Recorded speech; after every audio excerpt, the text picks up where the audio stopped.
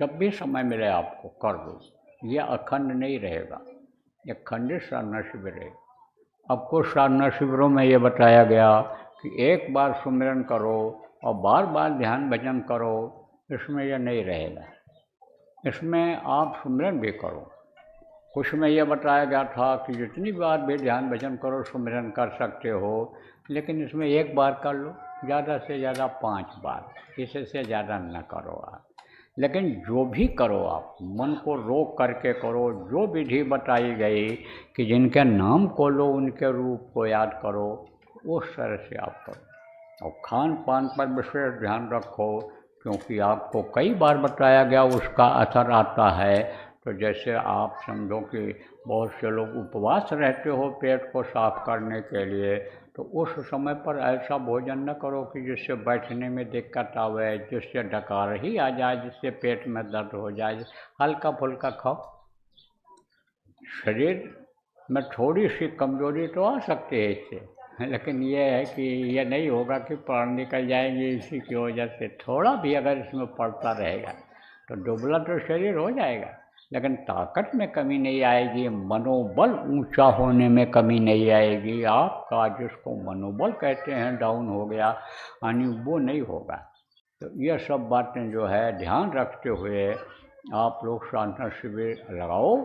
इसका समय निश्चित है। देखो प्रेमियों, जैसे बरसात होती है तो बरसात में जितने भी पेड़ पौधे हैं, फल है, यानी सबको पानी मिल जाता है, पत्ती को भी, यानी जड़ को भी, तना को भी। जो ज़मीन में आप ये समझो घास रहती है ज़मीन से जुड़े हुए, सबको पानी मिल जाता है। लेकिन जब बरसात नहीं होती है और पानी आप लगाते हो, पानी आप जब डालते हो, तो किसको मिलता है? वो जड़ को मिलता है पानी। तो पौधा तो हरा रहता है, लेकिन फल कमज़ोर हो जाता है अगर पानी की कमी हो गई। तो इस समय पर जो मुहूर्त होता है, जो आदेश होता है, उस आदेश के अनुसार जब साधना की जाती है तो समझो वो ज़्यादा दया वाली होती है, उसमें ज़्यादा गुरु की दया मिलती है। और आपको बताया बगैर दया के कुछ नहीं हो सकता है, इसलिए वो लेना ज़्यादा ज़रूरी होता है नामदानियों के लिए, साधकों के लिए। तो समय आपका ज़्यादा हो रहा है, इसलिए अब ज़्यादा नहीं बताएंगे, और बता भी दें ज़्यादा और सब भूल जाओ, सब तो यही का यही छोड़ के चले जाओगे, कुछ याद ही नहीं रहेगा। तो आप जितना कुछ भी बताया, किस लिए बताया? इसीलिए बताया कि भजन करो, मगन रहो मन में, शांति मिलेगी। जब तक रहोगे सुखी रहोगे, और जब शरीर छोड़ोगे तो यही भजन तेरे संग चलेगा, पावेगा आराम। यही भजन तेरे साथ जाएगा, यहाँ भी साथ देगा, ये यहाँ भी संपन्न और सुखी रखेगा। और शरीर जब छूटेगा नियम के अनुसार, तब आप अपने घर, अपने वतन मालिक के आकाश पहुँच जाओगे, सुख के सागर में पहुँच जाओगे, जहाँ रोना धोना नहीं है, जहाँ कोई कर्मों का अच्छा बुरा का चक्कर नहीं है, कहाँ थोड़ा कोई यानी समझो झूठ फरेब नहीं है, जहाँ आनंद ही आनंद है, वहाँ पहुँच जाओ। तो बोलो जय गुरुदेव, जय गुरुदेव, जय गुरुदेव।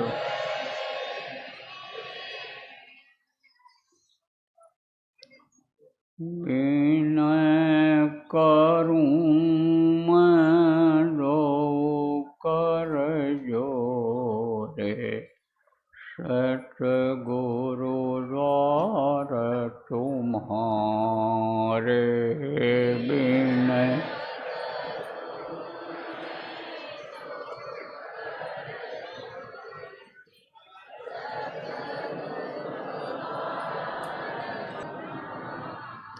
बिन घृत दीप आरती साजूं, रो अखियन मुझे धारे। बिन घृत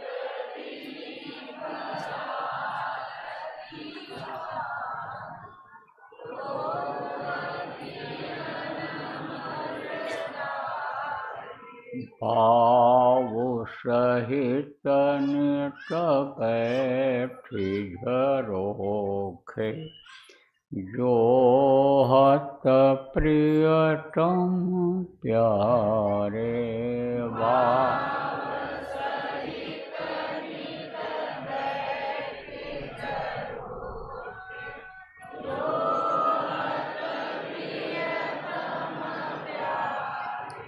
पगध्वनि सुनहु श्रवण ही अपने, मन के काज विसारे।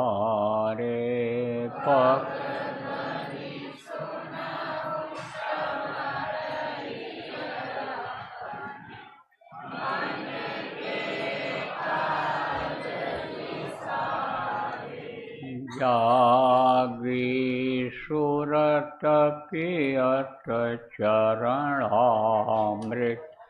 पियत पियत हुई न्यारे।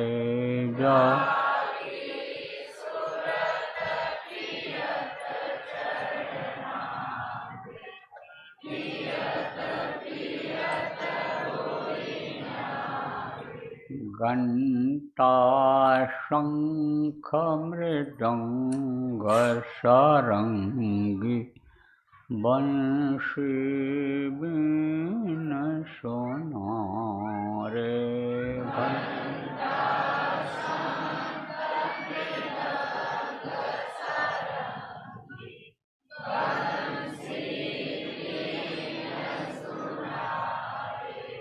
जय गुरुदेव आरती करत, गावत जय जयकारे।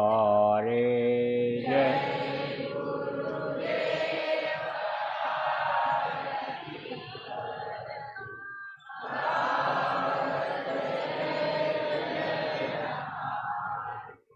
विनय करूं मैं रो कर जोरे, सतगुरु द्वार तुम्हारे।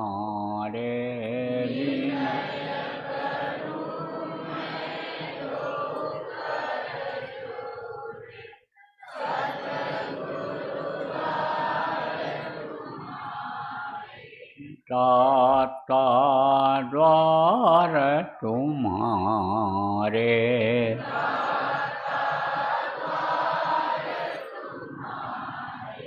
मालिक द्वार तुम्हारे।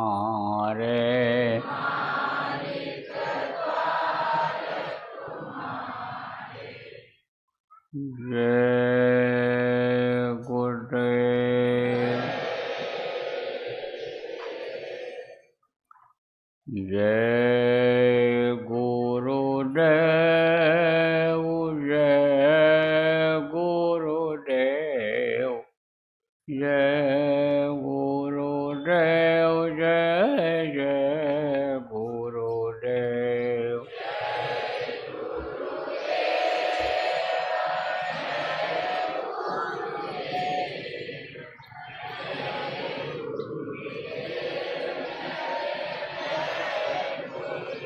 देखो, जो नए लोग आए हो, आज पहली बार आए हो, वो लोग समझ लो इस बात को। यह जय गुरुदेव नाम भगवान परमात्मा का नाम है, प्रभु का नाम है। समय समय पर जो भगवान का नाम रहता है, इसको बोलने से यानी आदमी की बचत होती है, जान की रक्षा होती है, आदमी को विश्वास होता है। जैसे त्रेता में राम नाम, द्वापर में कृष्ण नाम, जैसे कबीर साहब के समय में सतसाहब नाम, वाहे गुरु नाम, यानी समझो गुरु यानी नानक देव के समय का राधा स्वामी नाम शिवराज जी महाराज के समय का था। ऐसे इस समय पर यह जय गुरुदेव नाम जगाया हुआ नाम है। भगवान की शक्ति इसमें भरी हुई है।